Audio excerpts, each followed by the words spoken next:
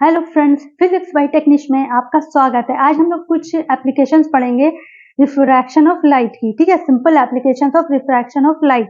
उसमें जो फर्स्ट है वो है रियल एंड अपेरेंट डेप्थ। एक होती है रियल डेप्थ, एक होती है अपेरेंट डेप्थ। जैसे कोई ऑब्जेक्ट है वो डेंसर मीडियम में प्लेस है। ठीक है, डेंसर मीडियम में एक ऑब्जेक्ट रखी है, उसको जब हम रेयर मीडियम से देखेंगे तो वो हमें कम हाइट की दिखेगी। ठीक है, डेंसर मीडियम, सपोज यहाँ पर ये एक हमने दो मीडियम लिए हुए हैं, यहाँ पे दो मीडियम है, एक ये एयर है और दूसरा क्या है, ग्लास और वाटर डेंसर। तो एयर क्या है, रेयर है, एंड ग्लास और या वाटर जो क्या है, ये डेंसर है। ठीक है, ऑब्जेक्ट कहाँ पे रखी है, ऑब्जेक्ट इस पॉइंट पे रखी है, ओ पे, यहाँ पे ऑब्जेक्ट रखी हुई है। ठीक है, तो जब ये ऑब्जेक्ट यहाँ पे रखी है, ठीक, यहाँ से रे ऑफ इंसिडेंस ऐसे चली, ये रे ऑफ इंसिडेंस नॉर्मली जब इस सरफेस पे, ये पीक्यू क्या एक सरफेस है जो इन दोनों मीडियम को सेपरेट कर रही है, इन दोनों मीडियम को जो सेपरेट कर रही है वो ये सरफेस है पीक्यू।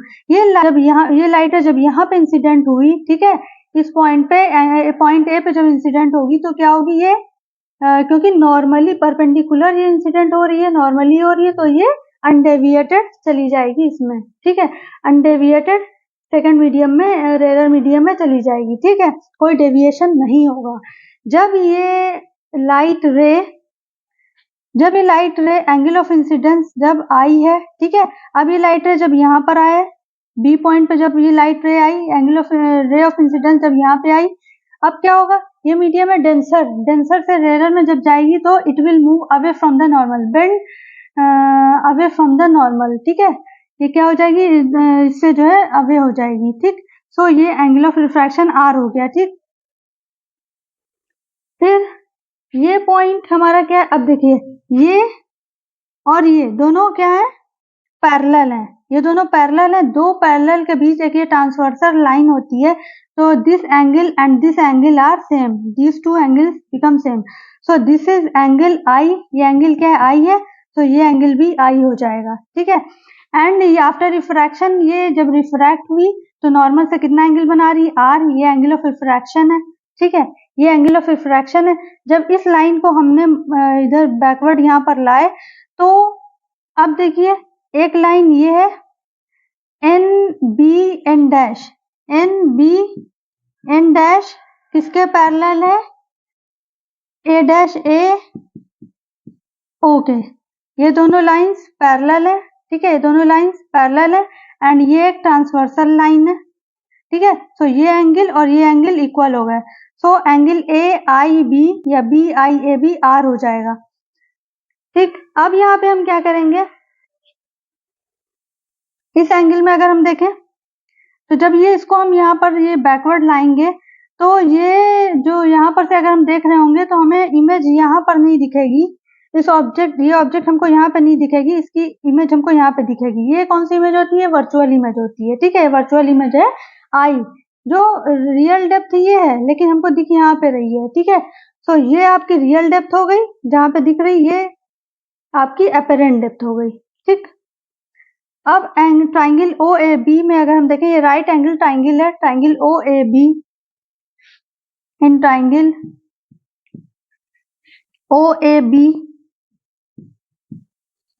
इस ट्राइंगल में साइन आई कितना हो जाएगा, sine i is equal to perpendicular upon hypotenuse, that is A B upon O B. ठीक है, सेकंड, इस ट्राइंगल में अगर देखें, ट्राइंगल आई ए बी में एक ये ट्राइंगल बन रहा है, triangle I A B, sine r कितना हो जाएगा, perpendicular upon hypotenuse, that is A B upon I B, sine r is equal to A B upon I B. ठीक है, इन दोनों से sine i upon sine r अगर हम करेंगे तो ये क्या होगा, sine i upon sine r, इस मीडियम में और इस मीडियम, तो पहला मीडियम कौन सा है, ग्लास है। ठीक है, दूसरा मीडियम कौन सा है, एयर है, म्यू ए जी। ठीक है, म्यू जी ए। ठीक है, ग्लास टू एयर जा रहा है, ये क्या हो जाएगा, sine i upon sine are,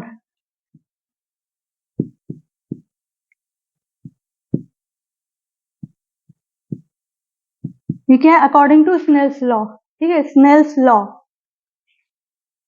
mu a g is equal to sine i upon sine r. Sine i क्या है, A B upon O B. Sine r कितना है, A B upon I B. ठीक है, ए बी कैंसिल हो जाएगा, ये बचेगा क्या, ये वाला टर्म ऊपर आ जाएगा, आई B upon O B.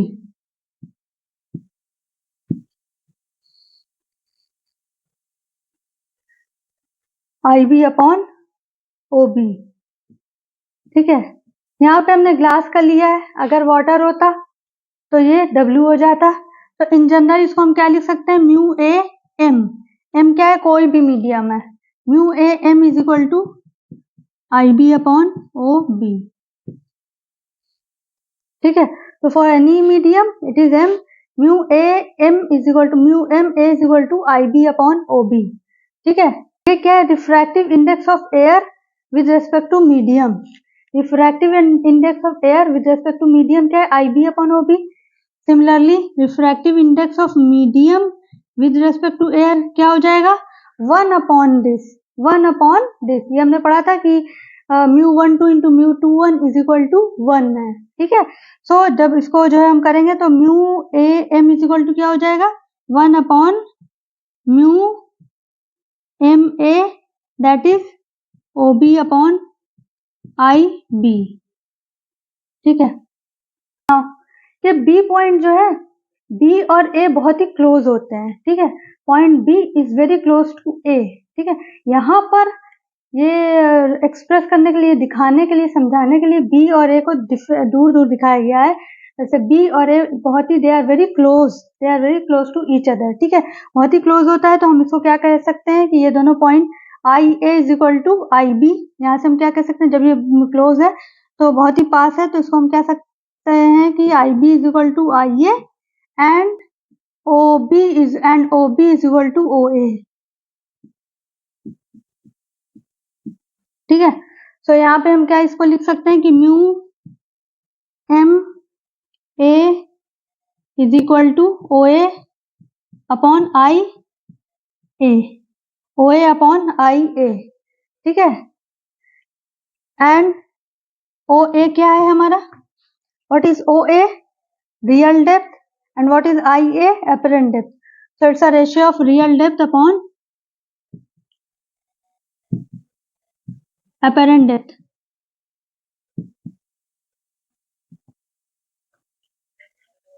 So mu a m means refractive index of a medium with respect to air is equal to real depth upon apparent depth.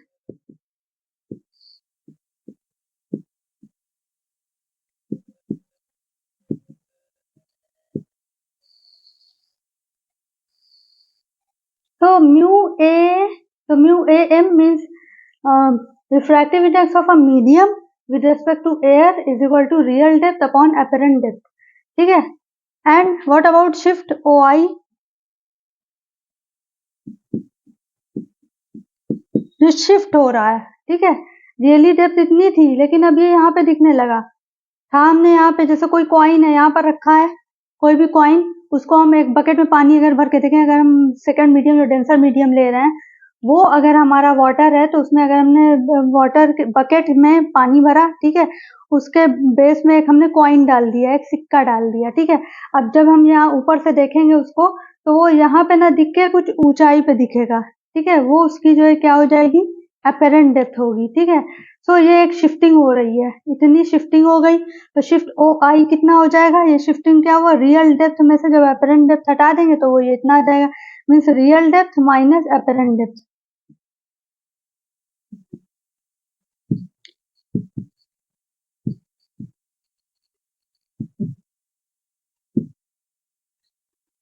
Shift O I is equal to real depth minus apparent depth.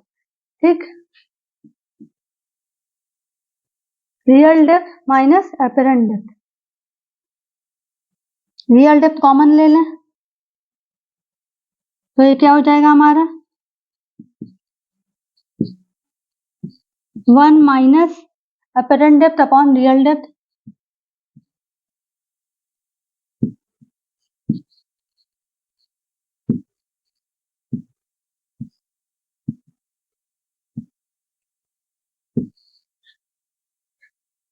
ये हो गया shift O I is equal to real depth 1 minus 1 upon, ये क्या है, real upon apparent है, हमको लिखना है अपेरेंट अपॉन रियल, तो ये क्या हो जाएगा 1 upon mu A M.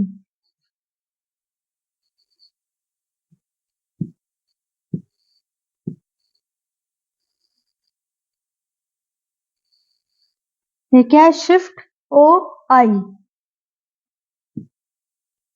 Shift O I क्या है, real depth 1 minus 1 upon A mu A M. Shift O I is equal to real depth 1 minus 1 upon mu M. ठीक है, शिफ्ट ओ आई किस पे डिपेंड कर रहा है, रियल डेप्थ डिपेंड कर रहा है एंड म्यू पे डिपेंड कर रहा है। ठीक है, रियल डेप्थ पे डिपेंड कर रहा है मतलब कि जितनी ज्यादा इसकी थिकनेस होगी, इस मीडियम की थिकनेस जितनी ज्यादा होगी, शिफ्ट उतना ही ज्यादा होगा। ठीक है, थिकनेस ज्यादा होगी, शिफ्ट ज्यादा होगा। ठीक है, सेकंड रिफ्रैक्टिव इंडेक्स पे डिपेंड करेगा, रिफ्रैक्टिव इंडेक्स जितना ज्यादा होगा, शिफ्ट उतना ही ज्यादा होगा। ठीक है, फर्स्ट पॉइंट ये डिपेंड करेगा थिकनेस ऑफ मीडियम पे डिपेंड करेगा। ठीक है, थिकनेस जितनी ज्यादा होगी, शिफ्ट उतना ही ज्यादा होगा। ठीक, सेकंड रिफ्रैक्टिव इंडेक्स पे डिपेंड करेगा,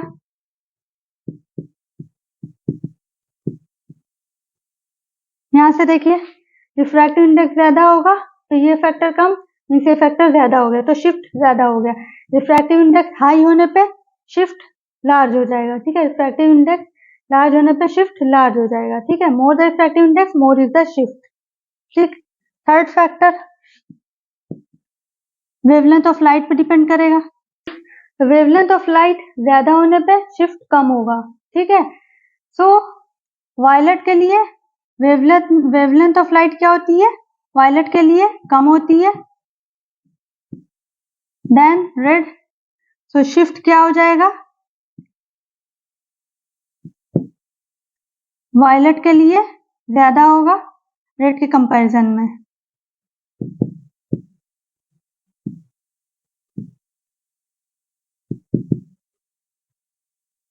ठीक है, तो रियल एंड अपेरेंट डेप्थ का हमने ये एक application, simple application of refraction of light हमने ये देख लिया।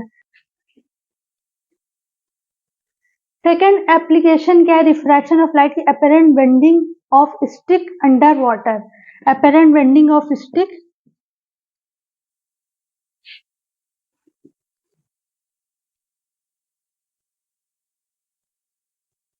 ठीक है, तो apparent bending of stick under water. ठीक है, ये वाटर है मीडियम 2 और ये एयर है। ठीक है, जब हमने एक स्टिक, इसको हमने क्या किया है, इसमें ऐसे रखा है कि आधा ये एयर में और आधा वाटर में। ठीक, अब जब हम यहाँ से इसी मीडियम से एयर से देखेंगे तो हमें क्या दिखेगा, ये XOP, ये क्या है, हमारी स्टिक है XO। ठीक है, XOP हमारा क्या है, ये एक मीडियम एयर है, दूसरा मीडियम वाटर है। हमने क्या किया है, ये एक XOP एक स्टिक है, इसको हमने क्या किया, हाफ ये एयर में और हाफ ये वाटर में। तो हमें देखना apparent bending of stick, apparently ये दिखेगा कि बेंड हो गई है, जबकि ये है क्या, ये स्ट्रेट है, लेकिन ये हमें दिखेगी कैसे, ऐसे दिख रही है। क्यों, इस पॉइंट से क्या हुआ, जैसे हमने यहाँ से देखना शुरू किया इस मीडियम से, रेयर मीडियम जो है एयर से हमने जब इसको देखना शुरू किया तो ये क्या हुआ, ये इंसिडेंट रेज है, रेज इंसिडेंट हुई, यहाँ पे गई। अब जब यहाँ से डेंसर से रेयर में जाएंगी तो नॉर्मल से अवे हो जाती हैं, bend away from the normal, bend away from the normal हो गई। जब इनको हम बैक लाएंगे तो ये हमें क्या दिखेंगे कि it seems that they are coming from P dash, ऐसा लगे कि ये P डैश पॉइंट से आ रही हैं। ठीक है, तो हमें ये यहाँ पे ना दिख के यहाँ पे दिखेंगी, इस पॉइंट पे दिखेगी। ठीक है, और इसका मतलब क्या है, ये कैसी दिख रही है हमको, XOP डैश ऐसे दिख रही है, ऐसे दिख रही है। मतलब क्या है, ये बेंड दिख रही है, जबकि बेंड नहीं है, सीधी स्ट्रेट ऐसे है, 100p है, लेकिन हमको दिख क्या रही है, ये ऐसे दिख रही है बेंड, यहाँ पे ये मुड़ी हुई दिख रही है, ठीक है, बेंड दिख रही है 100p डैश, ठीक।